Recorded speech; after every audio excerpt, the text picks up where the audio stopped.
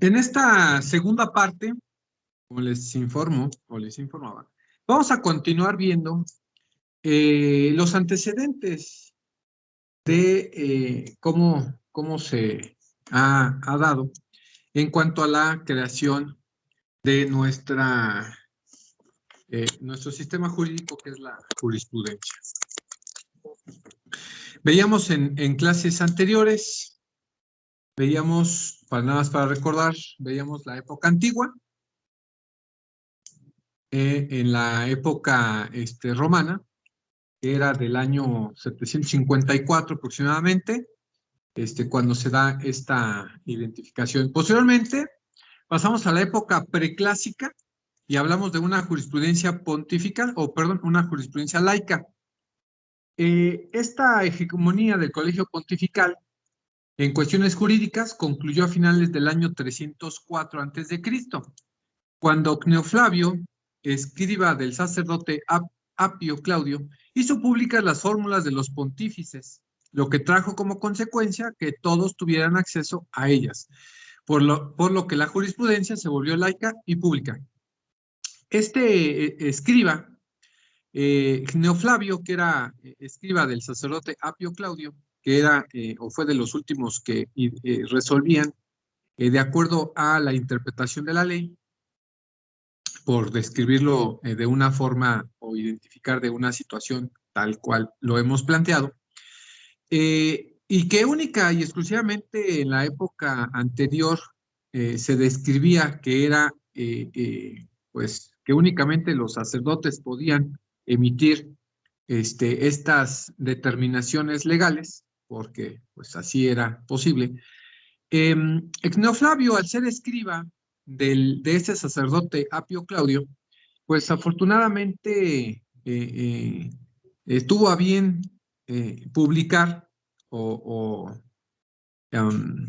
describir cómo es que se realizaba. Y bueno, pues de ahí viene esta situación de laica y además pública, porque pues ya podían tener acceso de más personas para identificar cuáles eran las fórmulas para poder resolver. Esta transformación de la jurisprudencia pontifical a laica y pública se encuentra ligado a varios acontecimientos. Ya comenté primero que Cneoflavio, escriba del sacerdote Apio Claudio, publicó esas fórmulas, las famosísimas Ius Flavianum, aproximadamente en el año 304 a.C. Y para el año 245 a.C., Tiberio Coruncanio, el primer plebeyo que desempeñó el pontificado, manifiesta su voluntad de informar sobre materias de derecho a todo aquel que se le consultase, pues antes solo se hacía las partes en litigio, por conducto de los magistrados. Con tal actitud, ahora cualquier interesado puede conocer el derecho vigente. Las puertas de la jurisprudencia se abrieron para todos. Y ustedes empiezan a identificar, bueno, independientemente que había reglas de conducta en la sociedad, podemos establecer o podríamos estar estableciendo que estas formas, pues eran, si bien eran públicas, estas normas, lo que no era público, pues eran las formas sí, del derecho, ¿no? Porque finalmente a esto únicamente le correspondía a, a los sacerdotes, ¿no? En aquella época. Entonces, bueno, ya una vez que fuere esta jurisprudencia y que además en la aplicación del derecho, si nosotros vamos comprendiendo un poco acerca de este tema, podemos describir que esa identificación de la jurisprudencia, pues era la aplicación del derecho. Entonces, si alguien quería identificar ese derecho vigente, pues conocía esta aplicación de la jurisprudencia para que supiera o conociera cómo se aplicaba esta parte de la resolución de conflictos, ¿no? Para el año 204, igual antes de Cristo, Sexto Elio Peto publicó su tripartita obra en 3 libros, por se llama tripartita, que constituyen el primer tratado sistemático de derecho y se refiere precisamente a las 12 tablas. Su interpretación y las fórmulas procesales, las ius aelianum, ¿vale? Ya en esta forma de la interpretación. De esta forma, con la consulta y todo el público que la necesitase y con la publicación de manuales, precisamente sobre derecho, aparecieron los juristas laicos llamados iuris consulti, porque, bueno, pues ya había personajes que analizaban y pudiesen resolver en algún momento, pues, el derecho. Eso era lo importante o que lo que se podía describir a través de la jurisprudencia o a través del conocimiento e interpretación del derecho. Por eso es, bueno, en esta época fueron los juristas laicos, que eran los estudiosos, pues hoy podemos decir filosóficos del derecho, bueno, pues, se denominaban iuris consulti, y una de las partes era la interpretación, que bueno, más adelante les dejaré una actividad respecto a qué es interpretar. En el momento, pues al oportuno, les indicaré pues en qué momento, ¿no? De esta parte de la interpretación para, pues, ver ahí algunas recomendaciones.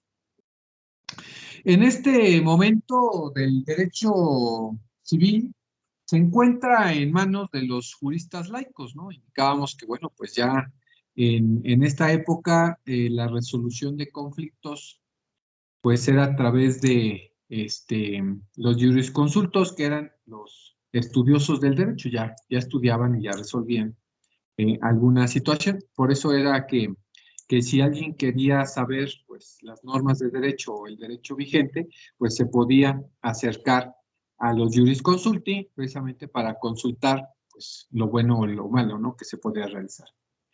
Esta jurisprudencia se presenta como ciencia organizada, provista de objeto y métodos definidos, con formas de expresión muy precisas. Indicamos a este sistema jurídico, pues al conjunto de opiniones, dictámenes, asesorías o esquemas emitidos por los prudentes. Se les conocía como responsa. Y como éstas se elaboraban sobre la base de leyes, entre las que están las 12 tablas, bueno, en aquel momento, ¿no? Roma. Aunado a una interpretación que se plasma en la creación de un complemento de reglas normativas. Y esta parte lo constituyeron, o constituye que los romanos llamaban propiamente al derecho civil, pues como ius civil o ius civile. No obstante, no tenía fuerza obligatoria para hacer cumplir sus determinaciones, lo que el emperador Augusto adopta como solución la de reconocer a los juristas más distinguidos como tales para dictaminar con la autoridad imperial, y que a partir de ese momento, bueno, pues ya debería tenerse la influencia de los sacerdotes en la vida jurídica, ¿no? Ya terminar que los sacerdotes ya no resolviesen sobre determinaciones legales para haber un trato más justo, ¿no? Bueno, en aquel momento, terminar esta influencia por los sacerdotes y que ahora se le pasaran a los responsa, ¿no? A estos prudentes, a estos estudiosos del derecho, para que ellos, pues ahora que ya conocen el derecho común o el derecho civil, bueno, pues pudiese resolver. ¿Por qué hablamos de únicamente el derecho civil? Bueno, recordemos nosotros, por allá en esas clases de romano tan interesantes, de derecho romano, que recuerden que es la base. Recordemos que en el derecho se aplicaba, pues, propiamente todas las normas. Ahí en este derecho civil o en el jus civile, que se le conocía, propiamente dispuesto de las 12 tablas, bueno, pues aquí estaba dispuesto todo, ¿no? Toda consideración, bueno, pues imagínense, ¿no? En aquella época Roma, ¿qué tantos problemas pudiesen existir? Bueno, no tantos como los que hay ahora, ¿no? Entonces, pues el derecho civil, o en su caso el jus civile, pues aplicaba ahí prácticamente todo. Estaban ahí hasta los delitos que pudiesen cometerse. Imagínense, el derecho mercantil, el derecho penal, pues estaba plasmado ahí, en esas determinaciones del derecho civil, o en el jus civile, y que, bueno, pues ahí se plasmaban todas aquellas normas que en su momento, pues, se aplicaban en el derecho común o en el derecho civil, no propiamente, lo que hoy podemos conocer, y que claro que en su momento fueron apartándose ciertas determinaciones, como hoy lo podemos ver, que bueno, pues ya no está el derecho penal, ya no está el derecho mercantil, ya no está el derecho familiar, en el derecho civil, en algunas disposiciones legales, ya, si nos queremos plasmar o queremos identificar en nuestro Estado mexicano, pues ya por lo menos 6 entidades del Estado mexicano ya separaron al derecho familiar del derecho civil. Entonces, imagínense cómo es que ha surgido o cómo han evolucionado pues estas normas, ¿no? Para identificar. La responsa, que por ahí habíamos hecho mención, la responsa, bueno, se considera como un antecedente de la noción actual de la jurisprudencia, en razón del manejo de doctrinas para la solución de un negocio jurídico. Acuérdense que los negocios jurídicos, pues bueno, son todos aquellos contratos, aquellas situaciones que, bueno, se tuvieron que emitir a consideración de una persona para que pudiese determinar o resolver. Y que esta resolución, y que se quedaba como antecedente, bueno, pues en ese momento se consideraron como la responsa. Esta solución de la litis, que al ser laica y que al surgir a través de los prudentes, esos juristas llamados veteres, que ya no pertenecen al sacerdocio, ¿vale? Emitían la responsa, ¿no? Lo que hoy pudiese ser pues, una resolución, ¿no? Esa responsa que indicaba de esos argumentos para asesorar a esos ciudadanos romanos, y que bueno, pues que esa determinación, ese asesoramiento o esa determinación, pues se consideraba como responsa en aquel momento. Los jurisconsultos de esa época contaron con el reconocimiento y la obtención de un prestigio, de un gran prestigio cívico, que eran considerados por la sociedad como aquellos que pues pudiesen resolver por su categoría, ¿no? Con el transcurso del tiempo, la libertad para emitir la responsa, fíjense lo que surgió a partir de este momento, provocó una creación excesiva, pues, de las mismas, lo que contrajo consigo desconfianza y dispersión en la producción jurídica de teorías, opiniones y asesorías absurdas e insostenibles, que paulatinamente llevaron a la extinción de esa práctica. Y fíjense, aquí ya tenemos el primer antecedente y no es nuevo. Estamos hablando de, pues, imagínense, antes de Cristo, 200 años antes de Cristo, 200 años antes de Cristo. Nuestro país lleva apenas con esta indicación de que conocemos esta parte de la resolución de esta forma. Tenemos aproximadamente, si no mal recuerdo, eh, um, 200 años, ¿no? De la independencia y 500 de la intervención española, y que gracias a España nosotros tenemos pues estas denominaciones, ¿no? Si no tuviéramos pues algunas otras, ¿no? Francesa o inglesa, ¿no? Que por poquito, ¿no? Por ahí Francia nos pega en un momento en la historia, y si no, pues, hubiese sido Inglaterra con las 13 colonias, que bueno, pues no se dio en su momento. Pero pues tenemos esa intervención española, y 500, ¿no? 500. De esta época, ¿no? Ya, lo que nos toca por vivir. 200 de la independencia y 100 de la revolución. O sea, estamos hablando que tenemos pocos años, ¿no? Por comentar. Imagínense, estamos hablando del 200 antes de Cristo. Antes de Cristo. Estamos en el 2021 después de Cristo. O sea, fíjense todo el tiempo que ha pasado, indicando bajo esta condición, ¿no? Y que ya en aquella época el hecho de emitir tantas responsa crea o en algún momento dado creaba conflictos por tanta creación excesiva de estas determinaciones. Fíjense, en aquel momento, y ya había cierto problema y que se llevó a la extinción de dicha práctica en aquel momento, ¿no? Había tanta resolución de diferente forma que a cada quien se le ocurría, ¿no? Estos prudentes, imagínense. A partir del emperador Tiberio, los juristas más eminentes recibían del emperador el jus respons, o el jus publis o el populus respondi.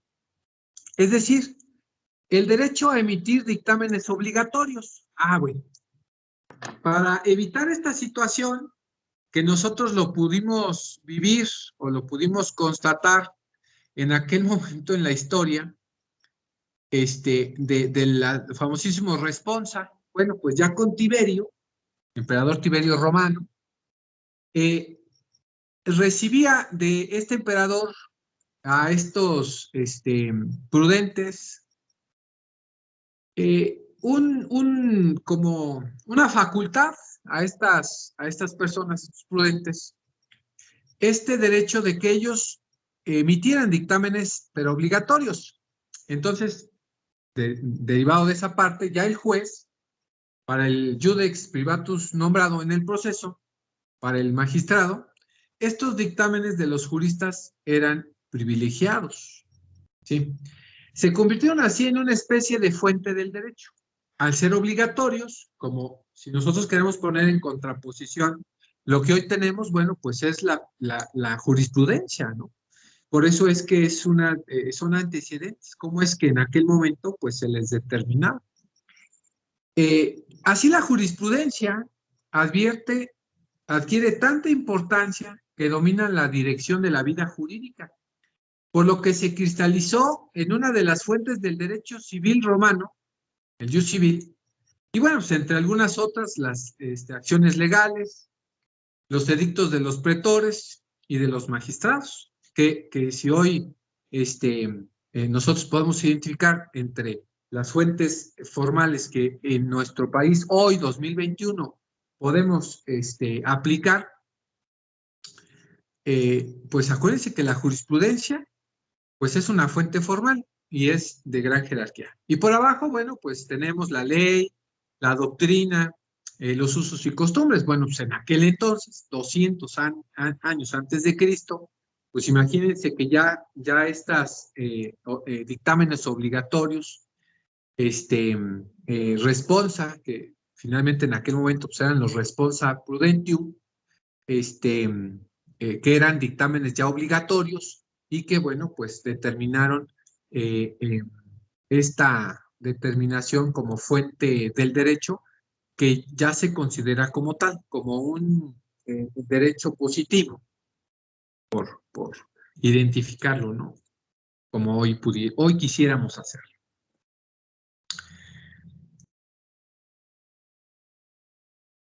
Y bueno, hablábamos también del jurisconsultus, ¿no? Bueno, pues esta denominación del jurisconsultus se reservó única y exclusivamente para los juristas laicos. En Roma solo se trataba del apelativo natural adoptado a una persona que da su parecer previa consulta en calidad de experto del derecho. Si bien somos nosotros operadores del derecho y que somos finalmente jurisconsultos, se trataba pues para estas personas que conocían, eran sabedores, pero que en su momento pues también resolvían, ¿no? En esta parte. Pasamos a la siguiente época y ahora vamos a pasar a una época clásica. Tercera época del Imperio Romano. Esta época clásica vamos a conocer nosotros a la jurisprudencia clásica. Esta época va desde el advenimiento del Principado de Augusto, que fue aproximadamente del año 27 antes de Cristo, hasta la muerte del emperador Alejandro Severo, que ya avanzamos en la época romana, al 235 después de Cristo. ¿Vale? Ya, ahí para identificar. Y otra de las partes, ¿no? Si quieren ustedes verificar, miren, existe miren, hay dos libros que quiero que lean. Aportado ahorita que llegamos a estas épocas, ¿no? Y que por ahí podemos identificar. Y que a lo mejor ustedes ya lo leyeron varias veces, que es y a lo mejor está muy trillado ya esta lectura, pero les voy a dar otra mejor lectura, ¿no? Para que vean más o menos cómo se resolvía en ese momento. ¿Han leído ustedes El proceso de Cristo?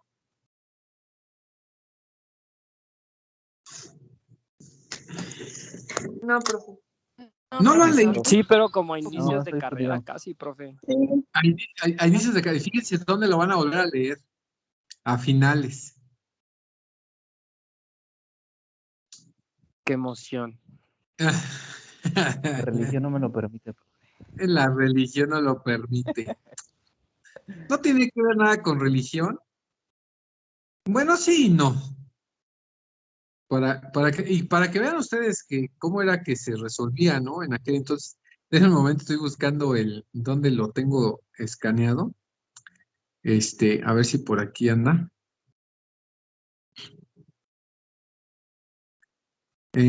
Contestación, juicio arbitral,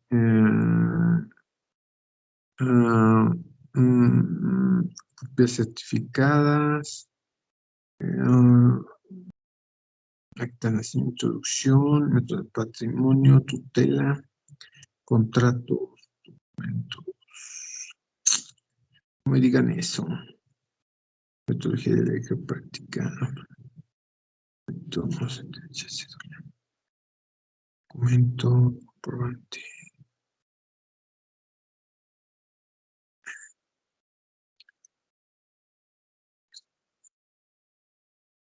Jurisprudencia. Chihuahua.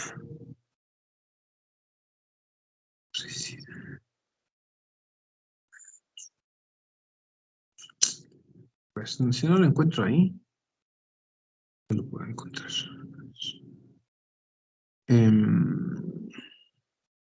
Proceso. Proceso.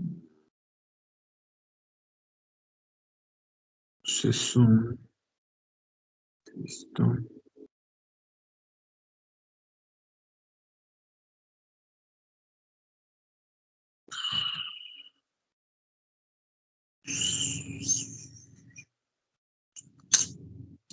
A ver. Sobre este. Ok. Y este es el mismo. Y este.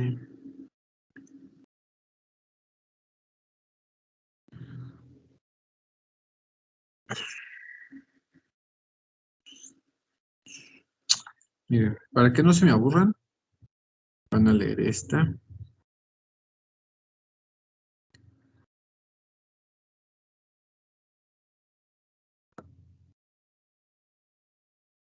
Y van a leer otro. Espérenme. Ya les acaban de mandar uno, pero quiero que lean otro. Mucho mejor.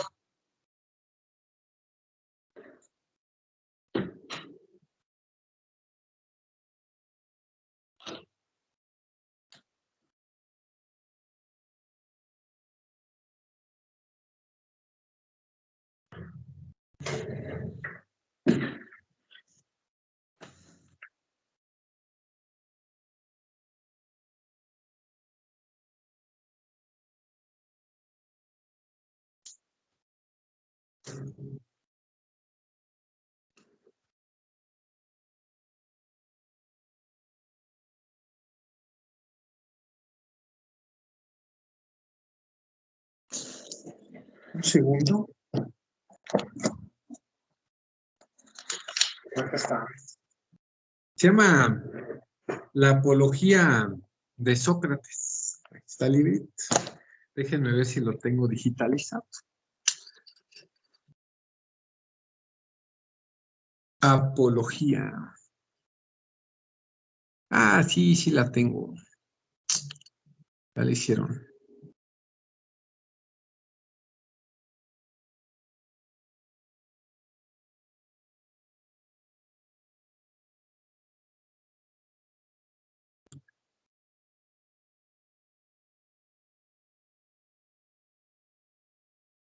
Esta para que esté mejor su lectura.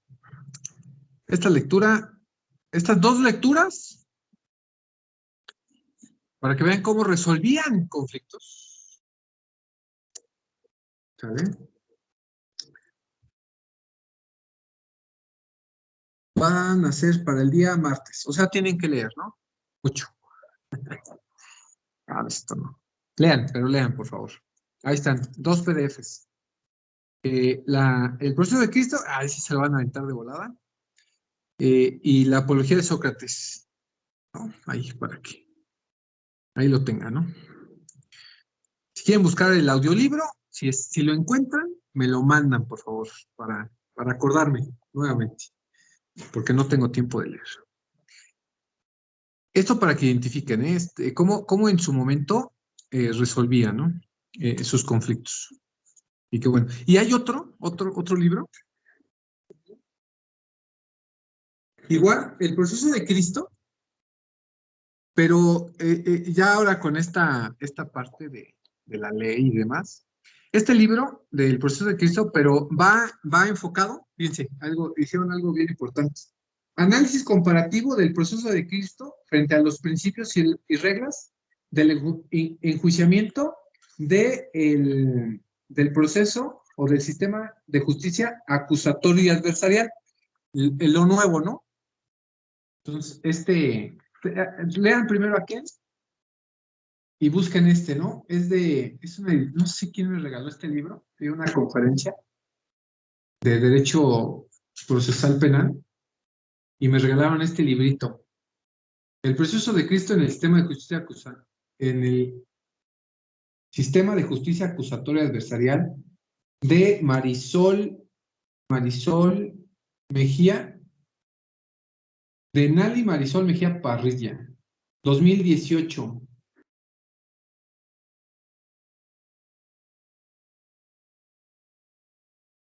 Editorial Radbrook.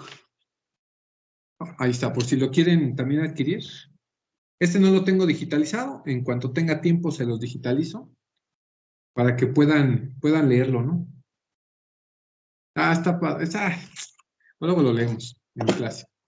Bueno, para ir viendo, ¿no? Cuando pasamos ya a esta época, en la época clásica, ya en estas determinación, la jurisprudencia formaba parte de las instituciones más viables y duraderas, y su control representaba un problema serio, ya que no se trataba de una institución que tuviese naturaleza de un organismo estatal. El emperador Augusto otorgó a los más notables juristas de la Roma imperial, y lo hizo en virtud de su reconocida calidad de jurisprudentis, es decir, de poseedores en grado eminente de una especial forma del conocimiento jurídico, que era el prudencial. Papiano, Ulpiano, Gallo, Paulo y Modestino se destacaban entre los hombres de derecho romano por su especial aptitud para investigar cuál era la solución justa para cada uno de los casos concretos sobre los que se les consultaban. Estudiosos del derecho, ¿no? Papiniano, de los más reconocidos, Ulpiano y Gallo, ¿no? Fueron de los más reconocidos, o de los que nos recordamos que fueron más reconocidos. Si quieren investigar un poquito de ellos, bueno, pues ahí están los nombres, y que fueron pues, en la época romana. Y que eran de los más destacados para el análisis y el tema de los jurisprudentis, ¿no? En este caso. Ese conocimiento acertado de lo que era derecho en cada situación singular, llamado jurisprudentia, dio posteriormente el nombre, por una derivación lingüística, a la ciencia del derecho. Por eso cuando decimos, bueno, ¿qué significa jurisprudencia? Ah, bueno, viene del jurisprudentia, que era pues la ciencia del derecho. la ciencia de lo justo y de lo injusto, ¿no? Por eso, de ahí, cuando vimos el significado, viene de esa parte. Y de aquellas normas que tienen su origen en las sentencias de los tribunales. Entonces, pues, porque ya venía, no podíamos desaparecer lo que realizó en aquel momento la época, o las épocas anteriores a la actual, ¿no? En este entonces, la época clásica. Y podamos definir que el derecho también se aplicaba de distintas normas aplicadas, ¿no? a ciertos casos en particulares y que esas resoluciones, en la prudencia, bueno, en este caso, se denominaba pues ley, ¿no? Pues también esas normas que en su momento fueron aplicables derivaban de esas resoluciones, de esas sentencias de esos tribunales. Y que hoy, bueno, igual pasa exactamente lo mismo.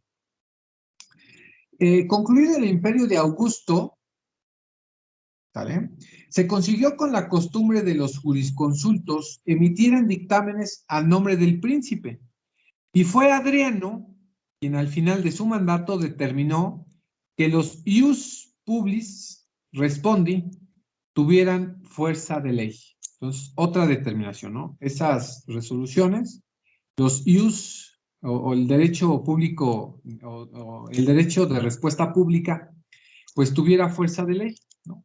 Eran antecedentes, eran determinaciones que emitía la ley, que encontramos varios nombres, sí, pues, como hoy podemos ver y podemos indicar que había tipos de jurisprudencia, por ejemplo, en la 10ª época, nace el tipo de jurisprudencia por sustitución y que era ley, ¿no? Tenía fuerza de ley y que para la 11ª época, a partir de junio, pues ya no se aplica esta parte de la jurisprudencia por sustitución y que ahora, en vez de la sustitución, va a nacer una jurisprudencia, pero por precedentes. Entonces, pues va a ser jurisprudencia, pero por precedente. Entonces, así fue cambiando, ¿no? Como hoy lo podemos ver en los cambios, bueno, pues imagínense, en Roma, ¿no? También. Estos juristas transmitían sus conocimientos por contacto personal directo. En esta indicación, bueno, pues así la realizaban. Lo que aseguraba que no cualquier persona pudiera entrar en su círculo. Acuérdense, viene esta determinación del ser prudente o el jurisprudentis o jurisconsultis, cuando eran los sacerdotes, el gremio sacerdotal, pues esta parte de la interpretación del derecho era muy cerrada, muy, muy cerrada. Y bueno, hoy todavía, ¿no? Los abogados, híjole, aunque hay muchos, salimos hasta por debajo de las coladeras, es un decir, porque hay bastantes abogados, bastantes, que no nos pudiésemos cansar de contarnos. Imagínense, vamos simplemente al número de cédulas que existen, ¿no? Y que vemos cuántos abogados hay y cuántos pasantes todavía están en espera de una numeración en su cédula, ¿no? Y todos los que van a salir, ¿no? Ustedes que están a punto. Y esta parte del ser, pues, del gremio de la abogacía, pues estaba muy cerrado. Y que, pues, para poder entrar, pues, tienes que estudiar. No, pero déjame eso. Para el ámbito legal, ¿no? Para el ámbito de quien va a resolver. Bueno, pues, para ser parte del gremio, del área pues, la emisión del Poder Judicial, de emisión de justicia, pues ese gremio sí está todavía más cerrado, ¿no? ¿Cuántos jueces hay? Pues nada más hay aproximadamente, dependiendo de cuántos sea el número de habitantes en un distrito, pues va a haber tribunales, ¿no? Por ejemplo, Izcali. Izcali nada más tiene 2 juzgados civiles, 2 juzgados familiares, no tiene juzgado mercantil, el mismo civil conoce del ámbito mercantil, y no tiene juzgados penales, imagínense. Entonces, ¿qué tan cerrado está esa práctica de la emisión de justicia, pues, ¿y cuánto es Iscali, no? Más o menos a ese ámbito va, ¿no? Estas personas que en ese entonces eran los juristas, se vinculaban a un método común o a una personalidad que los instruía, y así se pasaban sus discernimientos, ¿no? Sí, claro, el aprendiz, el escribano, bueno, si recordaran ustedes, desde el sacerdote, tenían los escribanos para poder, pues, que escribieran todas sus consultas, ¿no? O todas sus resoluciones. Entonces, ya cuando se volvieron juristas o el jurisconsultis o el consultis, para dejar ese aprendizaje, pues también, ¿no? Sabes que, mira, te voy a enseñar, y pues tenían sus aprendices para continuar con esa identificación o con esa parte. Hoy, bueno, pues tenemos la carrera judicial, la que nos enseña esa parte de poder, pues, resolver esa parte, ¿no? En esa indicación.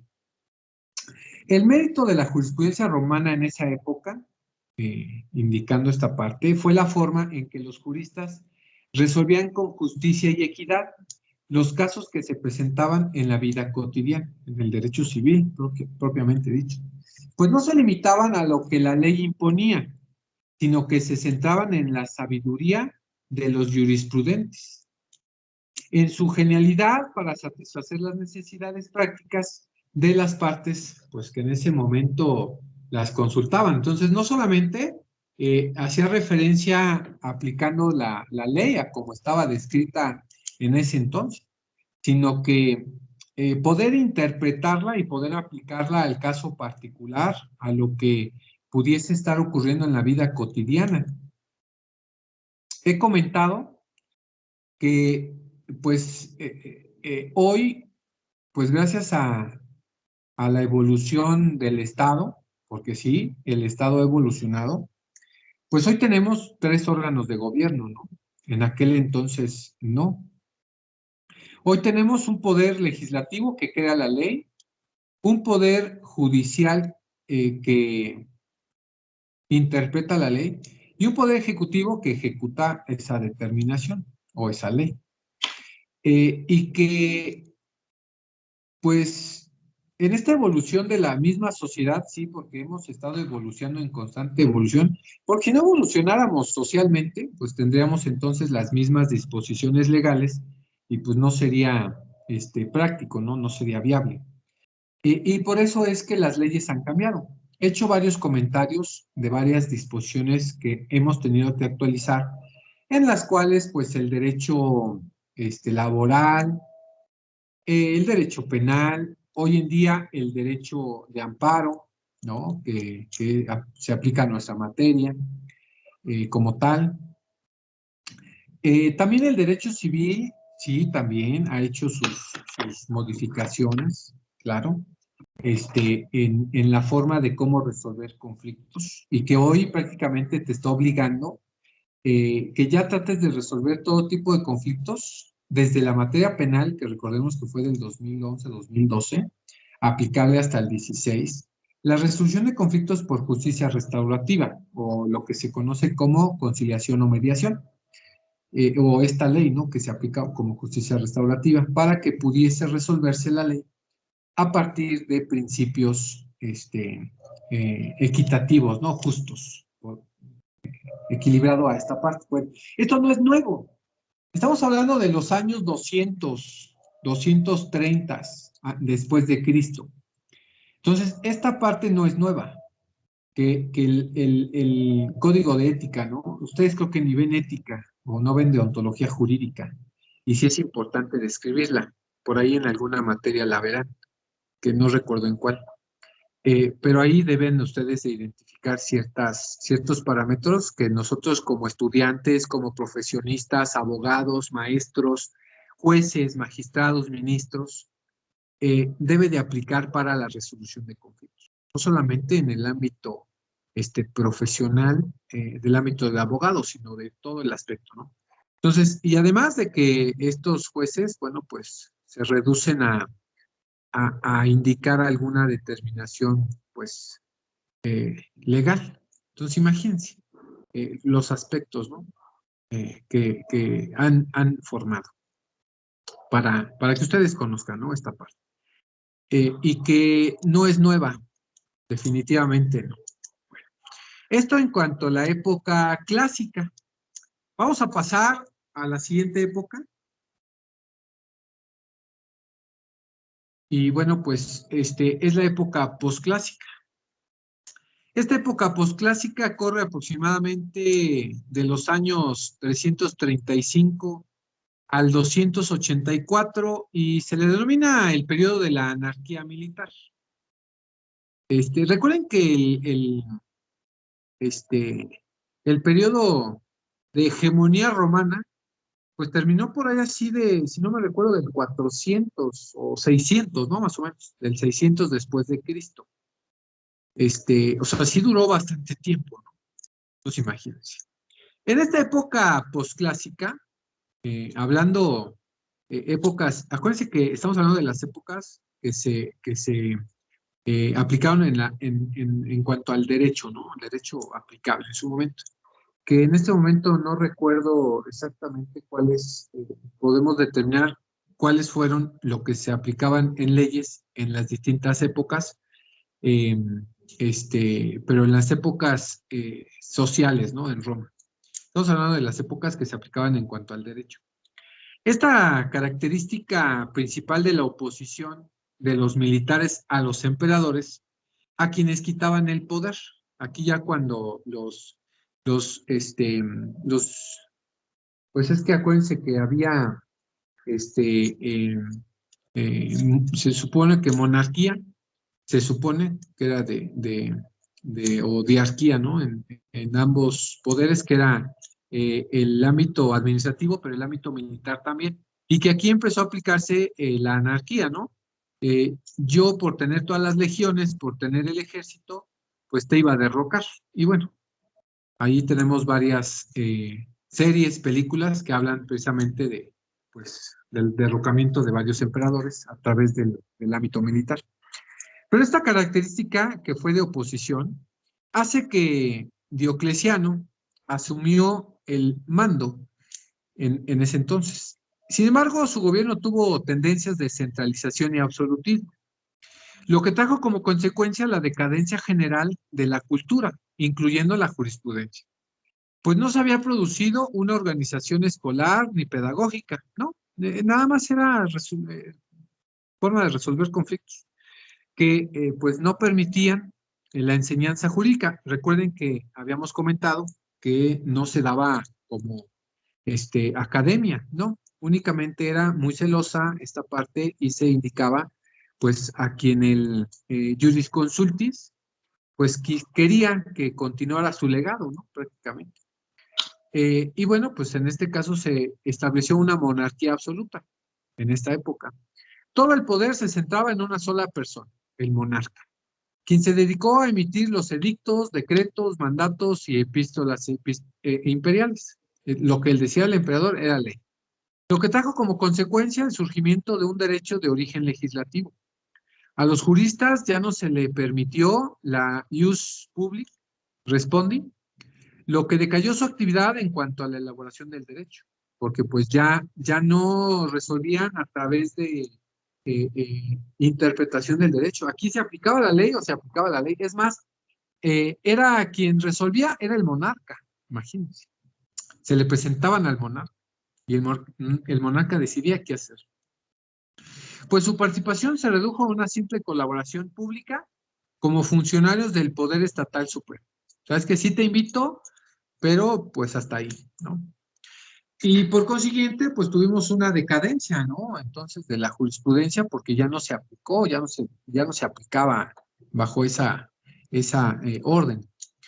Se debió a la producción de leyes generales en el periodo de Constantino, lo que significó el abandono en la casuística que tuvo como efecto la modificación del derecho objetivo. Bueno, pues que como indicamos ya no era posible utilizar las soluciones tipificadas, ahora se empleaba el sistema de reglas de comportamientos. Directamente, pues hiciste alguna actuación, pues se te va a juzgar respecto a lo que indica pues la ley. Así, de un sistema de soluciones justas, como venía desarrollándose por las reglas jurídicas, a la jurisprudencia, pues se pasó a un sistema de reglas de comportamiento, lo que significó el paso a una concepción jurisprudencial, a una concepción legislativa del derecho.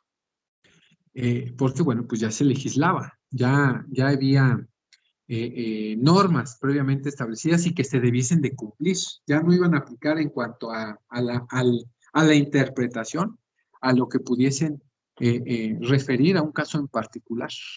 Eh, Se acabó esa parte. Y nace la codificación de Justiniano. Justiniano, emperador romano, emprendió una nueva codificación de esas constituciones imperiales.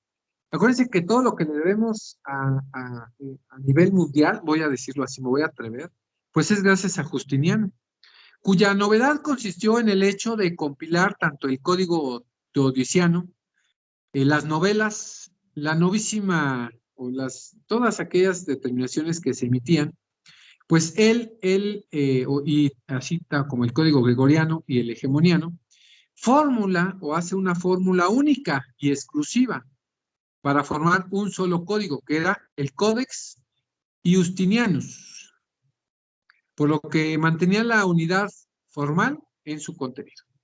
Según estas órdenes del emperador, se tenían que eliminar las contradicciones y las repeticiones, modificar los textos, precisarlo o conservar su claridad en el nuevo contexto y sobre todo adaptarlos al derecho vigente. Trabajo de gran importancia que se le conoce como el cuerpo del derecho civil, el Corpus Iuris Civilis. Y este fue promulgado el 16 de noviembre del 534 y entró en vigor el 29 de diciembre, cuya denominación fue dada al conjunto de legislación de Justiniano. Eh, Indicaba esa parte. ¿Qué pasaba en el Corpus Iuris Civilis? Bueno, recuerden que él hizo una recopilación, ¿sí? Hizo una recopilación del digesto de estas leyes vigentes que en el momento existían. Él lo conformó en el Corpus Iuris Civilis, bueno, o el cuerpo del derecho civil, que, bueno, pues recopilaba el digesto o las pandectas que recogían las obras de la jurisprudencia, y que hay un libro que he estado buscando por ahí cuando vayan ustedes al Tribunal de Niños Héroes. Pregunten si ya tiene el señor que está allá adentro del Tribunal de Niños Héroes, si ya tiene el digesto, ¿no? El de Justiniano, este, porque lo quiero comprar. Son como tres libros, tres tomos, pero grandotes. Y que bueno, pues él recopiló esta parte Justiniano en su cuerpo del derecho civil. También las instituciones, que eran la obra didáctica escrita por el aprendizaje del derecho, y las novelas consistentes en las leyes emanadas después del código. El Corpus Iuris Civilis se encuentra el clásico concepto de jurisprudencia de Ulpiano, como la noticia o conocimiento de las cosas humanas y divinas, así como la ciencia de lo justo y de lo injusto. Bueno, acuérdense que Ulpiano definió pues a lo que era la jurisprudencia como tal, que era pues prácticamente eso, y que él lo retoma en el cuerpo del derecho civil, que en ese entonces pues todo estaba conformado en este único y exclusivo código, ¿no? El Corpus Iuris Civilis, porque pues ahí se refería en esta parte, ¿sale? Bajo estas indicaciones. Por denominarlo de alguna forma, ¿no? Describirlo bajo esta indicación. De ahí pasamos a la Edad Media. Una jurisprudencia medieval. El paso de la antigüedad hacia la Edad Media se forjó desde el siglo III hasta comienzos del siglo VIII. Bueno, pues en evolución, ¿no? Con la caída del Imperio Romano por los germanos, cambiaron las condiciones políticas, económicas y sociales que impidieron el desarrollo de la jurisprudencia, por lo que no tuvo pues ningún avance importante. los juristas europeos redescubren los antiguos textos del derecho romano. Nacen las universidades y con ellas la enseñanza de la jurisprudencia. Si bien es cierto, en la Edad Media no existió un orden jurídico, por ello no significaba que no hubiera derecho. Pero predominaba la costumbre en la solución de conflictos como fuente pues, más importante del derecho y que hoy no nos olvidamos de ella. Recuerden que la costumbre está como fuente formal del derecho y que no nos podemos olvidar de ella. Porque recuerden que todo derecho hoy positivo y que fue positivo en su momento, pues nace precisamente de la costumbre. Para que pudiera reanudarse hasta finales del descubrimiento del digesto, bueno, pues las instituciones jurídicas tenían un tal carácter consuetudinario y obviamente pues local. Por eso indicamos que la jurisprudencia son aquellas reglas de conducta reiteradas en un lugar determinado, ¿no?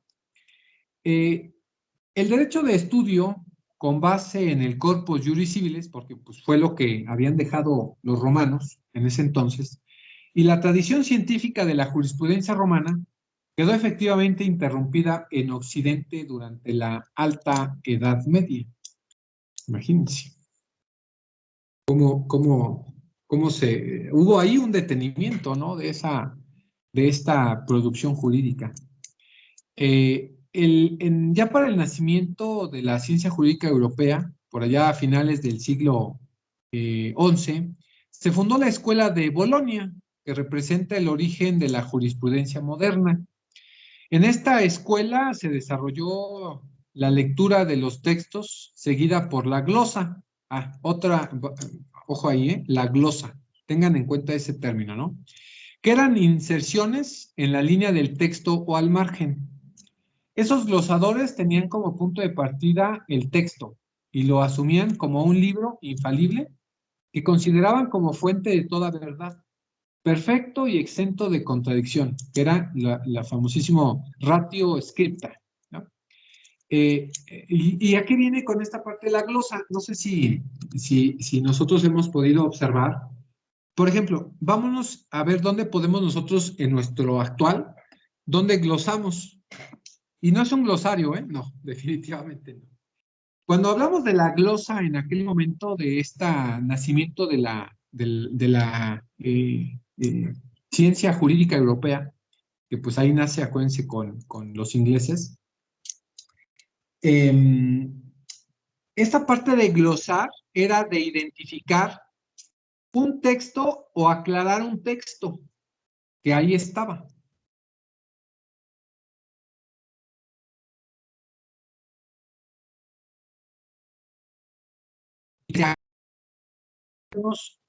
Nosotros entender cómo en el registro público de la propiedad, cuando nosotros insertamos algo nuevo y va a surgir algo posterior a eso, glosamos esa identificación para entender qué es lo que pasó. Por ejemplo, tenemos un predio, a lo mejor ese predio se dividió, entonces toda esa división se tiene que glosar, se tiene que decir qué le pasó a ese predio para poder continuar a la actualidad, ¿no? Si hay una sucesión de ese predio, porque acuérdense que no pueden hacer nada más porque sí, se tuvo que originar. No es como que diga, tenía 500 metros de mi propiedad y pues nacieron 100 metros y los voy a inscribir, pues salvo que se haya extendido la tierra, ¿no? Se haya aumentado, no se haya crecido a los lados. Pero eso no puede pasar. Entonces, por eso se indica esa parte de la glosa, ¿no? Y que esa glosa, pues precisamente era o es propiamente conceptualizada como, si lo queremos nosotros referir, como la interpretación o la identificación al texto que está ahí dispuesto y que era precisamente de documentos escritos y que se interpretaban o se analizaban o se describía alguna situación para esa parte. La jurisprudencia medieval fue entonces la metodología jurídica esencial de la sistematización consciente del derecho. como tal podemos entender, fue la jurisprudencia, esta interpretación, esta creación, pues como fuente, ¿no? Como creación del derecho.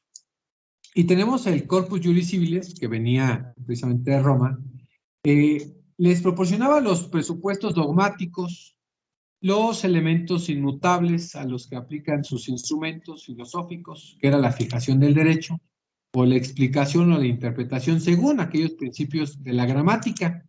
Y los lógicos, pues de acuerdo al análisis según el método dialéctico.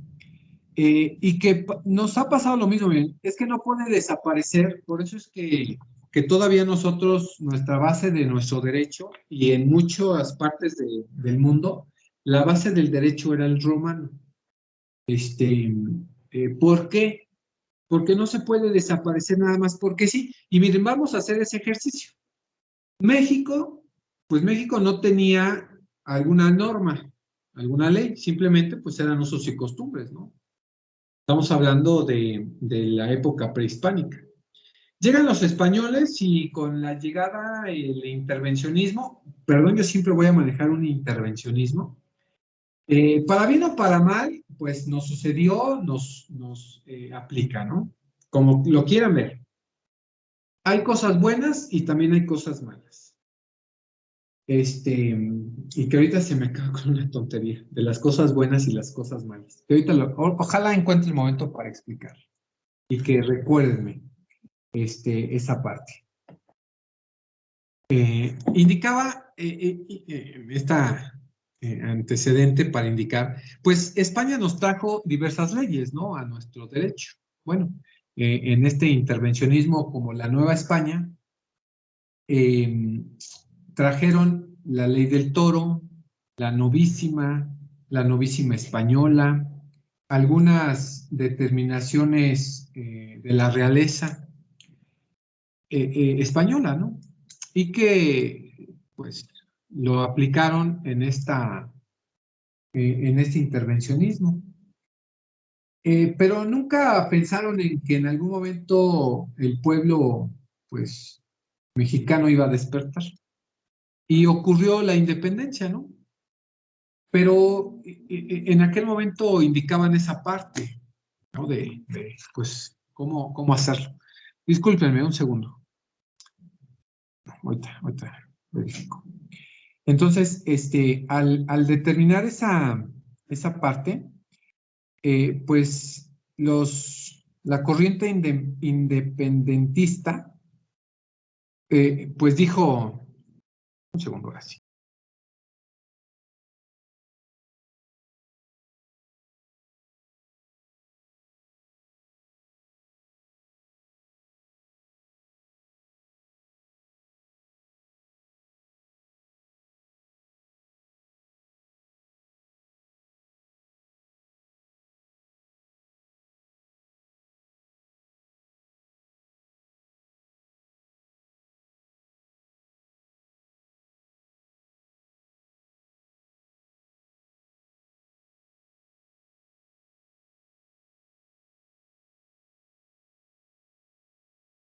Entonces, perdónenme, pues al no haber una nueva figura, pues imagínense, ¿no? Al no haber una figura de derecho y pensando en crear nuevas disposiciones en el entonces, dijeron, bueno, si a estos cuates en el intervencionismo español les funcionó estas normas, pues ¿para qué las cambiamos? Vamos a continuar con las mismas. Bueno, y así fue, ¿no? Y derivado de eso, bueno, pues tenemos por allá algunas disposiciones aplicables en su momento, que sirvieron, sí, claro, definitivamente sirvieron. Y que al día de hoy no podemos desaparecerlas, porque como hemos dicho, tenemos un antecedente para nuestras normas de carácter grecorromano, español, y que pues no las hemos quitado, ¿no? Tan es así que si nosotros podemos analizar esta parte de las 12 tablas, de el digesto, lo que ustedes quieran, podemos identificar que cuando ustedes analizaron las leyes en Roma y que hacen comparación de instituciones jurídicas romanas, pues pueden llegar a decir, oye, pues son las mismas que nosotros tenemos en nuestro Código Civil. Sí, es correcto. Son exactamente las mismas instituciones jurídicas, las mismas disposiciones, claro, adecuadas a una evolución social que pues hemos tenido, ¿no?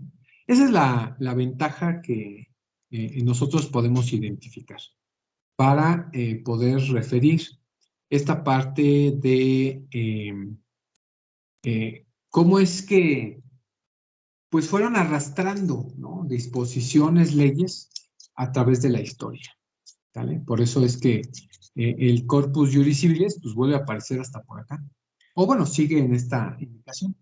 Estos juristas medievales concibieron el razonamiento dialéctico como el método de análisis de argumentos y definición de conceptos mediante la distinción y síntesis de género y especie. Entonces ya habla entonces de la interpretación, pero también habla de la argumentación, ¿sale? Si bien hay que interpretar, pero también hay que argumentar, ¿sale? El método dialéctico es una forma de análisis y síntesis de la doctrina del corpus juris civilis que comienza con una pregunta para dar la respuesta mediante una conclusión en forma de proposición o principio primero. Y aquí ustedes recordarán, analizaron ustedes esta técnica de, ¿cómo se le llamaba? O ¿cómo se le llama, perdón? En esta parte, cuando hablamos del dialéctico y que necesitamos indicar una, ay, ¿cómo se le denominaba? O ¿cómo se le denomina, mejor dicho? Ahora recuerden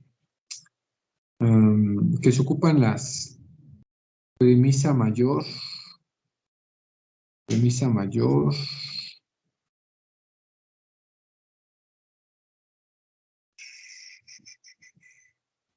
Ah, ya, un silogismo. Recordarán ustedes cuando hacen silogismos, ¿no? Que dicen, ¿qué habrá pasado? Bueno, para este silogismo ustedes recuerdan que es una premisa mayor, que es una premisa menor y que es el resultado, ¿no? Bueno, pues este método dialéctico, o a través de resolver un asunto, un análisis de un caso en particular, utilizamos el método dialéctico, que consiste en describir una premisa mayor y un resultado, ¿no? Por eso es que indicamos esa parte. Indicamos en esta parte para tratar de resolver algún conflicto social y que pues nosotros como abogados es la identificación. ¿Qué es la premisa mayor? Pues nosotros describimos una conducta determinada en alguna materia, ¿no? La premisa menor pues es el supuesto jurídico o el encuadramiento a esa conducta, ¿no? Que es cuando nosotros podemos referir. A ver, la premisa mayor. Juan, no, perdón, esa es la premisa menor. La premisa mayor es el homicidio es tal, ¿sale? Y se castiga así. Esa es la premisa mayor. Cuando hablamos de la premisa menor, indicamos, Juan realizó esta conducta. El resultado, Juan es homicida, de acuerdo a ese método dialéctico, Juan es homicida y por lo tanto amerita un castigo, ¿no? Así es como nosotros resolvemos por el método dialéctico. Y nosotros los abogados tenemos que tener estos silogismos bien claros, porque gracias a estos silogismos es que nosotros vamos a hacer nuestra teoría del caso o nuestra teoría clínica para poder siquiera llegar a una asesoría, ¿no? No podemos poder o dar una asesoría si nosotros no adecuamos o no tenemos ciertas determinaciones. Entonces, eso es lo importante. Si recuerdan esa situación, ¿no? Por allá, no sé si la vieron en Introducción al Derecho, o no recuerdo exactamente dónde. Y precisamente nosotros necesitamos esta parte para la interpretación del derecho Pero dejen de la interpretación, porque interpretar es bien fácil, sino para argumentar esa interpretación y dar una definición o un resultado mediante este silogismo jurídico. Ustedes sí lo conocen, ¿verdad? Y si pongo un ejemplo o una actividad, ustedes sí pudiesen resolver alguna cuestión, ¿verdad?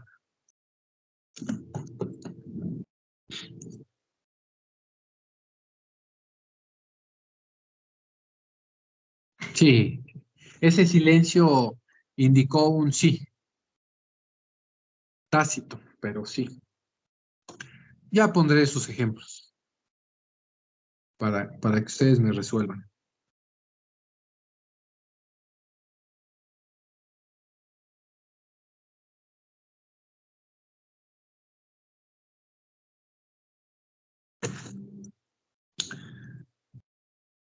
Continuando, vamos a continuar. Y ahorita vemos el ejemplo, no se preocupen. Esta jurisprudencia, o vamos a pasar a la jurisprudencia continental, y que recuerden que viene igual del digesto. El digesto representa la obra más relevante en la jurisprudencia clásica. La enseñanza en las glosas lograron acercar la teoría a la práctica, lo que implicó una nueva forma en el desarrollo de la jurisprudencia que llevaron a cabo los posglosadores en los siglos XIV y XV. Los juristas italianos son los verdaderos fundadores de la jurisprudencia continental, a saber de la ciencia del derecho que tiene por objeto las técnicas que permiten resolver los casos prácticos. Por el hecho de hacer de la ciencia su herramienta de trabajo, pues predomina el método deductivo que utilizaron en la aplicación cotidiana del derecho. Y si así extraían la solución por la vía del silogismo, hasta llegar a los principios de la razón, pues que se va a descubrir. Ya no se apoyaba en la experiencia, sino en los principios generales del derecho para la resolución de los problemas planteados. Por eso es que recuerden que los principios generales del derecho, pues es esta técnica por los cuales se va a resolver. Ya no solamente por la interpretación del derecho, definitivamente ya no, sino por los principios generales del derecho, que son estos criterios lógico-jurídicos, a la resolución de un caso planteado, porque no resuelven la interpretación del derecho. Si bien es cierto, si ustedes se dan cuenta, los ministros de la Suprema Corte, si lo queremos ver el día de hoy, pues no resuelven la ley, o sea, no interpretan la ley nada más porque no se les ocurrió, hoy vamos a tener una sesión y vamos a interpretar un código o un precepto legal. No, definitivamente no lo van a hacer así porque no está dispuesto así, sino que van a emitir jurisprudencia de acuerdo a los principios generales del derecho, pero que recordemos que estos son esos criterios lógico-jurídicos que va a aplicar este entendedor del derecho, pero a ciertas características. Uno, si es la ley, claro. Su experiencia, definitivamente, la experiencia, pero ojo, otro dato importante, la determinación de un caso en particular, ¿sale? O sea, la jurisprudencia no nace nada más porque se le ocurrió al legislador decir, única y exclusivamente, vamos a entender el derecho. No, definitivamente no.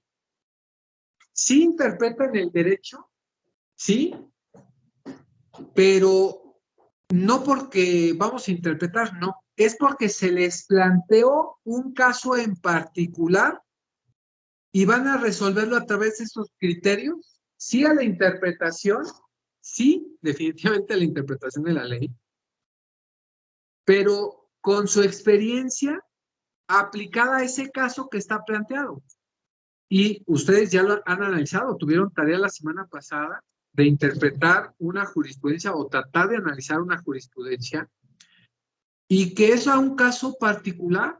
No se les ocurrió decir, miren, vamos a describir, o vamos a interpretar un precepto o una ley o un artículo. No, definitivamente no, sino que van a interpretar a un asunto particular que tienen o que se les ha presentado por una autoridad menor o a partir de la búsqueda del abogado, de este operador jurídico, porque la autoridad inferior no les hizo caso o no resolvió como debió de haber sido. Entonces tenemos nosotros que entender esta parte. Y que es gracias a este silogismo, ¿no? A estas premisas. Este silogismo, bueno, pues consta de dos premisas, como ya se las hice saber, una premisa mayor, una premisa menor y una conclusión. En la premisa mayor vamos a encontrar que todos los hombres son mortales. La premisa menor, José es hombre. Entonces, en la conclusión, José es mortal. Es un razonamiento mediante la cual, a través de dos premisas, se llega a una conclusión que por lo general es verdadera, ¿no? Entendamos esta situación, esta indicación, que nosotros tenemos que entender, pues, como tal, esta determinación, ¿vale? No podemos nosotros determinar otra parte, sino que esta misma, ¿no? Para entender esta parte, ¿sale? ¿Dudas, jóvenes, en cuanto a, pues, un poquito de historia de la jurisprudencia, cómo es que fue creada, cómo es que nosotros podamos entenderla?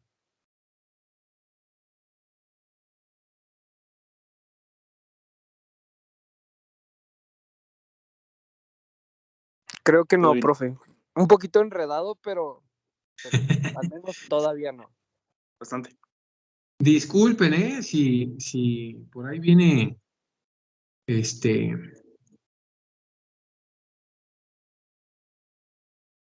enredadita un poco, discúlpenme, pero es lo más,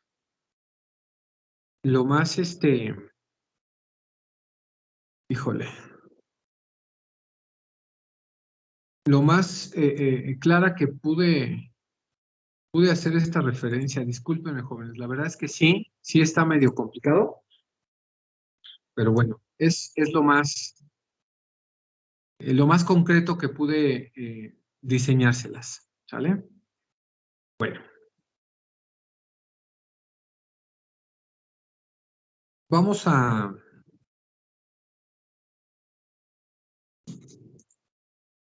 dejar la clase de aquí.